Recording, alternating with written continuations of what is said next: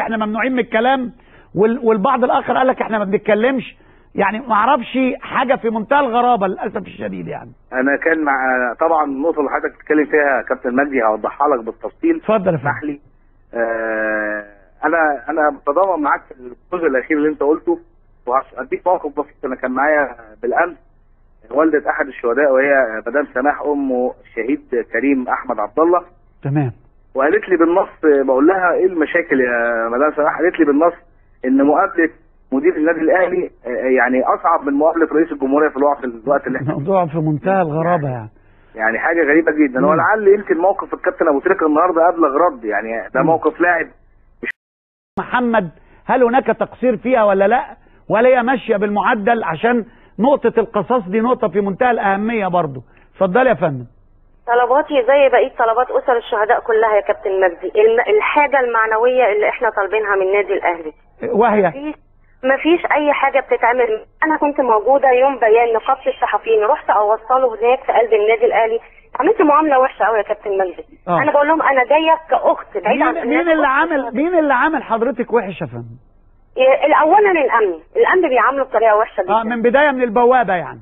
بالظبط كده بالظبط. انا ما لقيتش حد من الاداره اصلا هناك خالص. كانت حوالي الساعه 6 7، ما لقيتش غير الاستاذ مرجان تقريبا، او هو ضابط تقريبا، حاجه زي كده. 6 7 بعد الظهر لم يكن هناك احد في اداره النادي الاهلي خالص. وانا كنت رايحه اقدم لهم بيان بالمطالب اللي قلناها في نقابه الصحفيين. معامله وحشه جدا. انتوا عايزين ايه؟ ده كان الكلام ده كان في رمضان. قلت لهم انا عايزه ورقه، يعني سوري في الكلمه. بس 6 دي يا فندم كان مدفع الفطار. لا انا بقول قبل رمضان. اتفضل. قبل رمضان. اتفضل. رحت اقدم لهم البيان، قلت لهم احنا مش عايزين اكتر من ورقه صغيره تتحط في ظرف يتقال لنا كل سنه وانتم طيبين.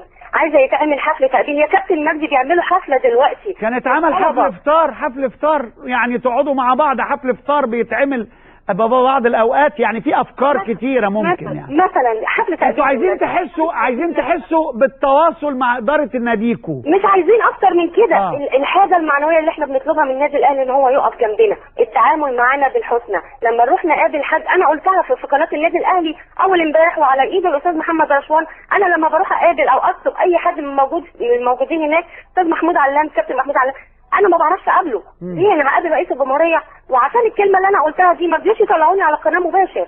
ما رضيوش يا كابتن. عملوا معايا مشكله هناك وقالوا لي لا الاضواء والكلام ده كله. ليه؟ انا رايحه اشتكي اهلي في بيتي على قناه النادي الاهلي. ما رضوش على قناه النادي الاهلي مع ياسر ايوب. دي موضوع ثاني. محمد رشوان معايا. اتفضلي. ينفع يا كابتن مجدي؟ دي من احدى المعاملات. ليه كده يا كابتن مجدي؟ لا انا اخد كل الاراء. اذا كنت فاتح قناه للنادي الاهلي بس فدي مشكله، انما فاتح كابتن مجدي هم اللي طالبيني، كمان هم اللي طالبيني. وكان قاعد معايا جنبي واحد من الاعداد بيقول لي حضرتك هتقولي. قمت بصيت له كده قلت له انت هتملي عليا اللي انت هتقوله لي. انا المفروض ان انا اطلع اقول اللي انا عايزاه. انا حاسه باسر الشهداء وانا واحده منهم. انا هطلع اقول مطالبي. ليه تمنعوني؟